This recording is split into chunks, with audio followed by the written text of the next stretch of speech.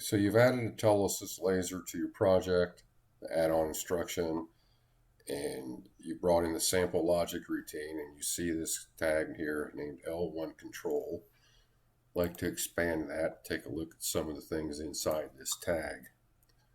We'll start with connection status returned, which is an 8-byte array, and it's the response to a C-type message. According to the manual, C-type message is a pull the system for machine connection status.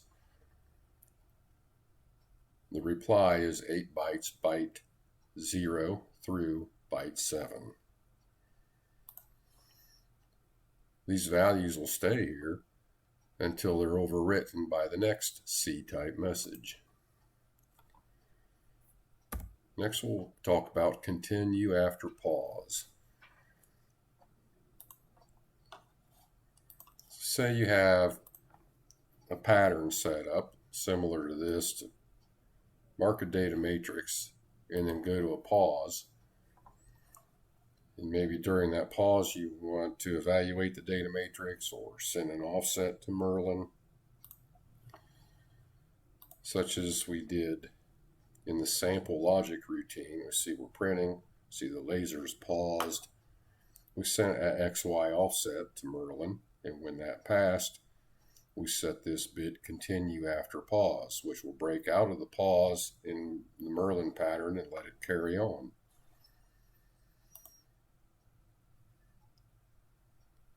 Next, we'll look at failed result latch. So if you should get a message failure for some reason, the fault code will be stored in the failed result latch, which you can look at to see why your message failed. Next, we have an end log. This is simply a record of the last 10 replies from Merlin,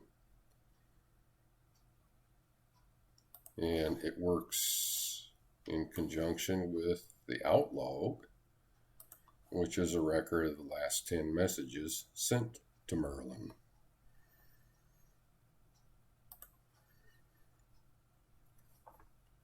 Let's talk about park after pattern load. So let's go back to Merlin and see. There's a setting in Merlin under Setup, Properties, Preferences, where you can tell Merlin to park machine after pattern load. Now, if Merlin is driving, say, a Z-axis, it can take a significant amount of time for that Z-axis to get to the park position.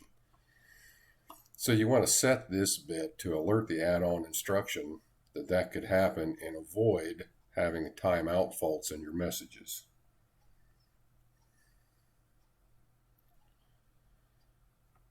So now let's go back to Merlin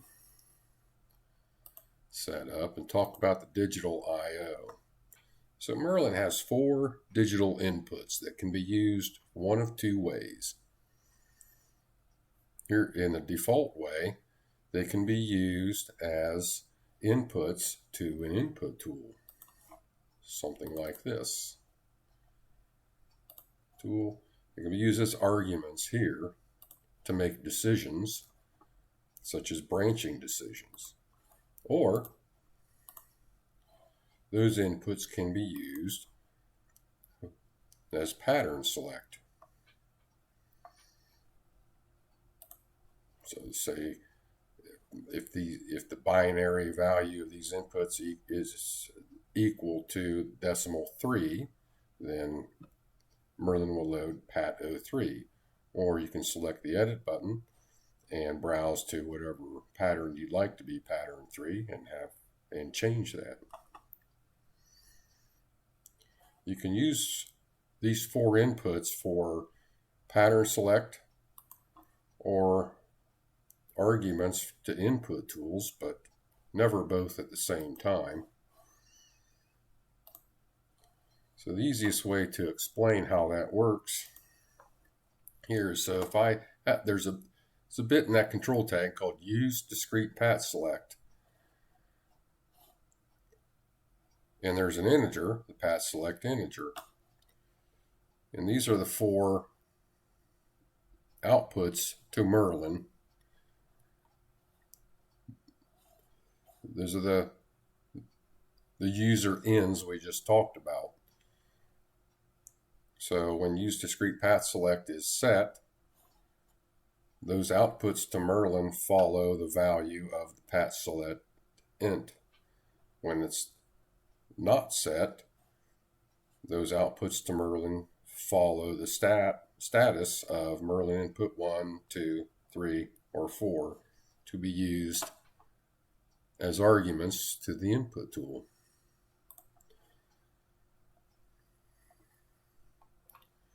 Now there are times when you want to just get some information from Merlin, such as what's the current serial number or what pattern is loaded. So this is where this bit pull request comes into play. You set this bit and say send a p-type message. It won't load a pattern, but Merlin will respond back with the name of the pattern that's loaded at the time. And that response will be put into this string pull result.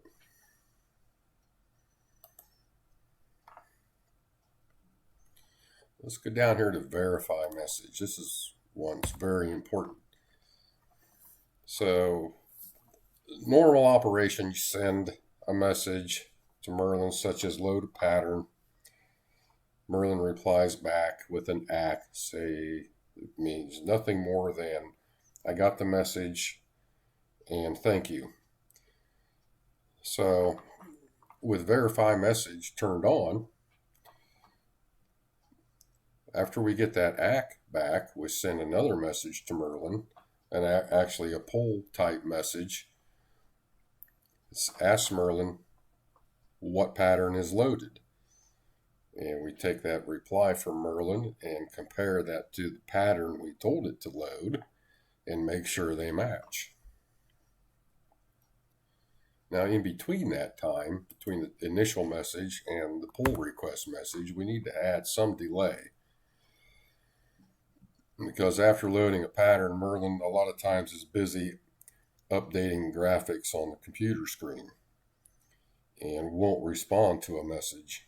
Could miss a message. So we found that 300 milliseconds is usually a pretty good delay to handle most any situation. But this is adjustable for your preference. Same thing with timeout preset. We have the message timeout set at 5 seconds. You can adjust that to your preference.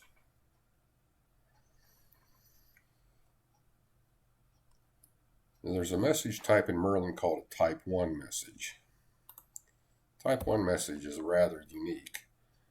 Let's say, for instance, you send a type 1 message to line number 1 in Merlin, and what will be returned is what is in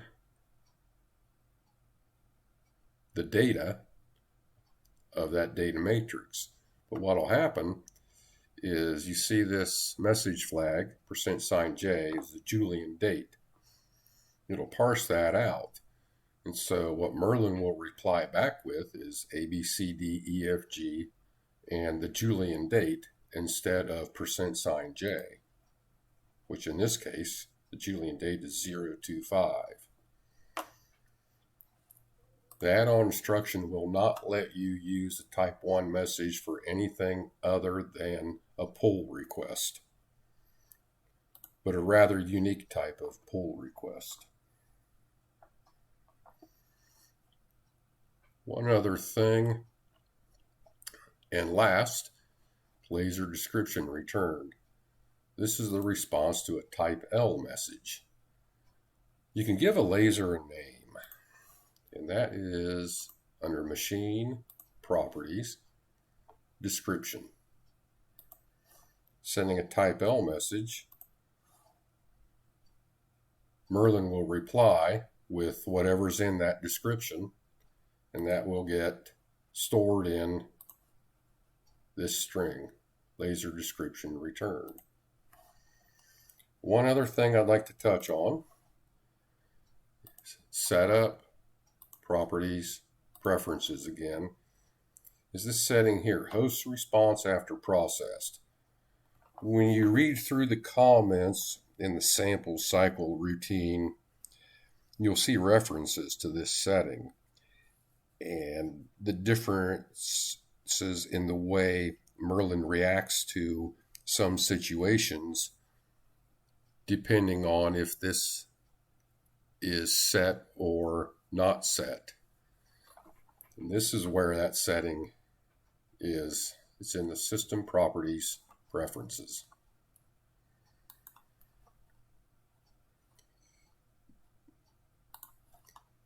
That concludes my discussion of the L1 control data type.